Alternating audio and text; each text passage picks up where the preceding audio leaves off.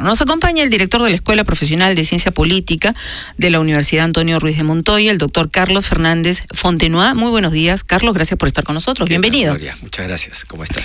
Y también nos acompaña el señor José Manuel Saavedra, el director gerente del Centro de Integración Territorial, el CIT, para también saber cómo está su consultora interpretando los resultados de la elección. Muy buenos días, José Manuel, gracias por estar con nosotros. Bienvenido. Muy buenos días, Gloria, nuevamente aquí, como lo prometimos, para comentar resultados.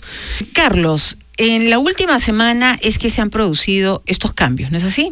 Teníamos hasta las encuestas que se podían publicar, tenemos una candidata, Keiko Fujimori, que encabezaba todos los sondeos de intención de voto, incluso los simulacros de votación. Pero en la última semana se produjo este cambio. ¿También lo atribuyes al debate? ¿Tuvo mayor peso el debate o consideras que ha habido errores por parte de la campaña de Keiko Fujimori y en concreto de la candidata Keiko Fujimori? Mira, yo quería precisar, antes de contestar tu pregunta, lo que acaba de decir José Manuel. Yo coincido con él en que ayer, aparte de su empresa que ha acertado muy de cerca con los resultados, ayer también dos empresas, probablemente las más importantes y reconocidas del Perú, como es Ipsos y GFK, han hecho un conteo al 100%. Y los resultados al 100% de las dos empresas encuestadoras más importantes del Perú le han dado el triunfo a PPK, ¿no? Y luego, en la tarde, los primeros resultados de la OMPE confirmaron, digamos, los avances que habían dado estas dos empresas. Eso, para empezar, porque eso ya nos da, digamos, pistas sobre los resultados finales, y como dice José Manuel, después del 92%, es casi imposible que eso cambie, y si cambia va a ser muy sospechoso, ¿no? Ya hemos tenido un proceso electoral sumamente turbio, por decir algo. Al señor Guzmán lo han sacado casi al límite del fraude, entonces ya es un proceso electoral dañado. Entonces hay que cuidar mucho, porque un nuevo daño ya enturbiaría muchísimo más este proceso y pondría, digamos, a la gobernabilidad en una situación muy difícil. Por eso la OMPE debe ser muy cuidadosa con lo que está sucediendo, porque todos estamos escuchando una serie de cosas de lo que está pasando en la OMPE, como siempre suelen pasar, pero en esta coyuntura es más delicado aún. Así que hago una invocación a los señores de la OMPE para que asuman su responsabilidad en un momento tan importante. Muy bien, Carlos. Yo te pido, quedémonos ahí para la respuesta a mi pregunta sobre el análisis del resultado y qué pasó en esta semana previa a la segunda vuelta de la elección presidencial, porque son las 11:30. Nos toca ir a una pausa para las noticias y regresamos en Agenda Central. En la mañana con 32 minutos, muy bien, seguimos conversando con Carlos Fernández Fontenoy y con José Manuel Saavedra. Momento de que Carlos nos responda a la pregunta que le habíamos formulado. ¿Qué pasó en la última semana? ¿Más aciertos de los pepecausas? ¿Más errores de los fujimoristas? ¿Qué pasó en tu entender? Me da la impresión que hubieron errores más grandes por parte de los fujimoristas. Ya lo ha mencionado José Manuel. El primer error fue lo de Joaquín Ramírez. Bueno, fue un error de Keiko haber elegido a un presidente de su partido político vinculado, digamos, o investigado por la Fiscalía de la Nación por lavado de activos y vinculaciones al narcotráfico. Eso creo que melló mucho la imagen de Keiko, porque ya no era solamente su padre, que tenía como brazo derecho a Montesinos, y Montesinos ligado al narcotráfico, asesor de narcos colombianos, según algunos, jefe del narcotráfico en el Perú. No, ahora era ya la hija que repetía el plato, que también tenía como brazo derecho a un señor vinculado, según la Fiscalía de la Nación, posiblemente vinculado a lavado de activos y también investigado por los Estados Unidos, por la DEA. Entonces ya no era el papá, sino ahora era ella, ¿no? Entonces eso yo creo que le dio. Pero ¿cuál sería su error? No haberlo excluido, no haber marcado una posición frontal. Por supuesto, este señor viene siendo investigado por lo menos desde el 2014 por lavado de activos por la Fiscalía de la Nación del Perú además de la DEA de los Estados Unidos. Porque lo que dicen los fujimoristas en los últimos tiempos es que, bueno, Joaquín Ramírez presentó su carta y dio un paso al costado. Pero eso es al final. Eso no ha sido suficiente. No fue suficiente. Si Keiko tiene un presidente de su partido que es investigado por la Fiscalía por lavado de activos. Secretario general, ¿no? Porque secretario general le pide que dé un paso al costado hace 2 años. Apenas empezó la investigación. Pero no solamente no le pidió que dé un paso al costado, sino que permitió que le financie su campaña o gran parte de su campaña. Entonces ya las cosas, creo que frente a la opinión pública empezaron, digamos, a percibir que había una relación como la tuvo su padre con Montesinos. A ver, pero en el balance, ¿no? ¿ha habido qué pesó más? ¿Los errores del fujimorismo o le reconoces algo a los Pepe Causas? ¿Tuvo algún peso importante, algún impacto en los electores indecisos el debate? Mira, la presentación de Pedro Pablo Kuczynski. Lo de Klimper, para terminar con la idea, lo de Klimper agravó más esta percepción, porque ya uno era su brazo derecho y el otro el brazo izquierdo, y de repente el brazo izquierdo también está metido en un delito de falsificación de audios. Entonces, presunto, ¿no? Presunto delito de manipulación de audios, y lo tuvieron que esconder también, entonces ya no tenía gente a quien mostrar. Ahora, es indudable que el segundo debate, que era el debate de cierre de campaña, era importantísimo para el que lo ganara, y lo ganó PPK. Entonces me parece que ese ha sido también un dato muy importante, haber ganado el segundo debate, el debate más importante, además cerrando él con la última intervención. Yo creo que ha sido un conjunto de cosas, de aciertos tanto de PPK como desaciertos por parte del fujimorismo, que han llevado a esta situación. Yo creo que Keiko ha sido la autora del renacimiento del fujimorismo, ¿no? Y por poco gana. O sea, digamos, de ser un grupo totalmente satanizado, donde encarcelaron a muchos de sus líderes, enjuiciados, acusados de una serie de delitos, muchos de ellos reales, y por eso están purgando prisión, de tener un movimiento, digamos, destrozado y vapuleado. Ella lo ha revivido y lo ha llevado casi al triunfo electoral. Para mí ese es un gran mérito. Por supuesto. Y ese mérito no es de Kenji, sino ese mérito es de Keiko y de su entorno. Así que yo creo que Keiko más bien se va fortaleciendo en este proceso político. No olvidemos que Lula ganó a la 5ª vez, con lo cual no estoy diciendo que Keiko va a ganar las próximas elecciones. Yo no creo que lo vaya a lograr, porque ya hay nuevos actores en escena, como Julio Guzmán, como Verónica Mendoza, como Barnechea. Que ya están en carrera, por lo menos todos los mencionados lo han dicho así. Sí, así que yo no veo por ese lado. En todo caso, el daño que ha sufrido Keiko en este proceso ha sido el daño causado por la línea dura. Es decir, el lastre, así es, el lastre que ha llevado, han sido declaraciones como la de Becerril o declaraciones como la de Cecilia Chacón, ¿no? O como el propio Kenji, ¿no? Son esos sectores los que le han quitado votos finalmente, votos que han podido llevarla a la victoria. Entonces, por ese lado yo lo tomaría con calma. Es cierto en lo que dice José Manuel, que ha habido una fractura entre Kenji y Keiko, ¿no? Yo creo que eso sí es algo visible. ¿Eso es real? No, inclusive, ¿será real, digo? Yo creo que sí, porque ellos, mira, los protagonistas son los únicos a decir, es puro para la pantalla. Me da la impresión que no ir a votar, un personaje que ha sacado la primera votación del Parlamento, que es su hermano y que ha tenido un problema con la hermana público, donde Keiko ha tenido que sacar a la plana mayor del partido para desautorizar a Kenji públicamente y decirle además que él no va a ser el candidato para el 2021. Caramba, es un duro golpe, ¿no? Entonces Kenji le ha dicho, ok, tú me desautorizas, no quieres que yo sea candidato al 2021, bueno, yo no voto por ti tampoco. ¿Por qué voy a votar por ti? Porque si tú no votas por mí... Fue un tweet, ¿no? Un tweet de Kenji Fujimori. Si Keiko no gana, postulo el 2021. Lo dijo ya, y con eso comenzó todo este enfrentamiento con su hermana. Es un gesto político. Hasta que hubo una declaración de Keiko Fujimori. Y yo no sé qué tanto va a poder mantener la unidad de su bancada de 73. Yo creo que esa bancada, por lo menos, se le van a ir buena cantidad de congresistas. Recordemos que de esa bancada solo 11 están militando en Fuerza Popular. Sí, pero hay un dato también importante que hay que tener en cuenta.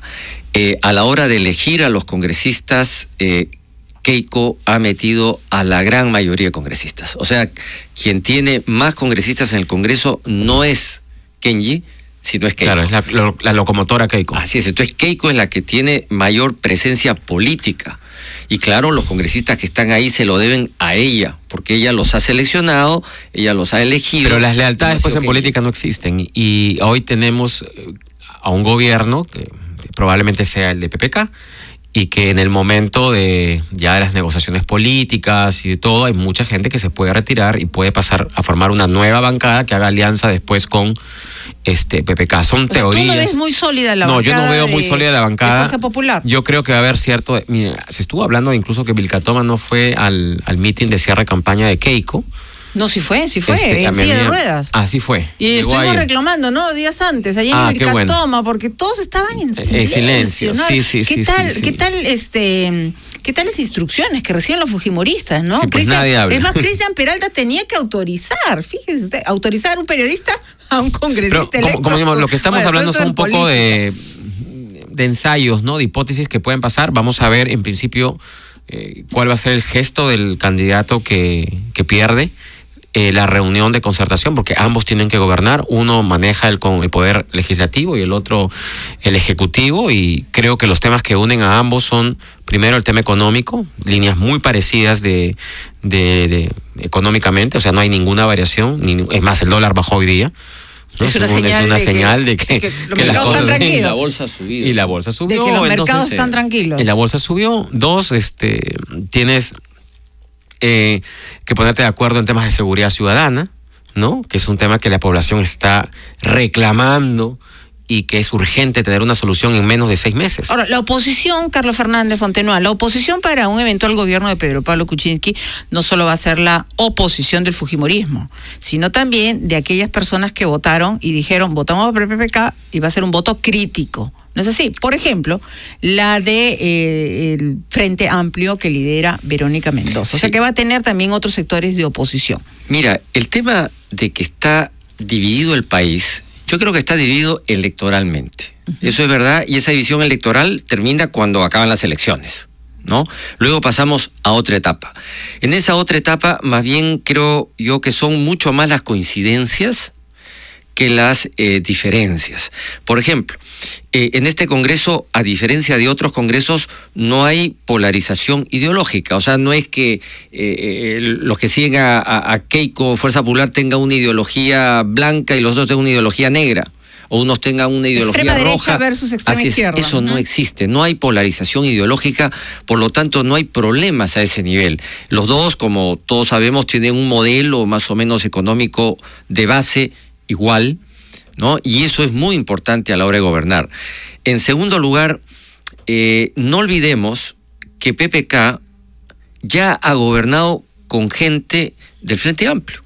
O sea, cuando PPK ha sido ministro de Economía o primer ministro, ha tenido como presidente del Banco Central de Reserva nada menos que al economista más importante del Frente Amplio, que fue Óscar Dancourt. Fue su presidente del Banco Central de Reserva y lo hizo muy bien Óscar Dancourt. Qué bueno que lo recuerdas. Y se llevaron muy bien y gobernaron juntos. Estuvieron en el mismo gobierno. Lo mismo podemos decir del segundo economista más importante del Frente Amplio, que es Pedro Franque. Pedro Franque gobernó con Kuczynski siendo director de Foncodes. Por no decir Nicolás Lynch, que fue ministro de Educación, que también ha apoyado al Frente Amplio en el último tramo. Entonces, vemos que esa división así que algunos quieren mostrar como que son totalmente opuestos, no es cierto. Ahora, en el caso del APRA, también podemos decir, bueno, Meche Arauz fue ministra de Alan García. Y no solamente ministra de Alan García, sino su candidata a la presidencia. Entonces, las relaciones... Por poco tiempo, pero lo fue. Por poco tiempo. Pero las relaciones que tiene Meche Arauz con el APRA pues deben ser muy cordiales, porque puede haber sido ministra, su candidata a la presidencia.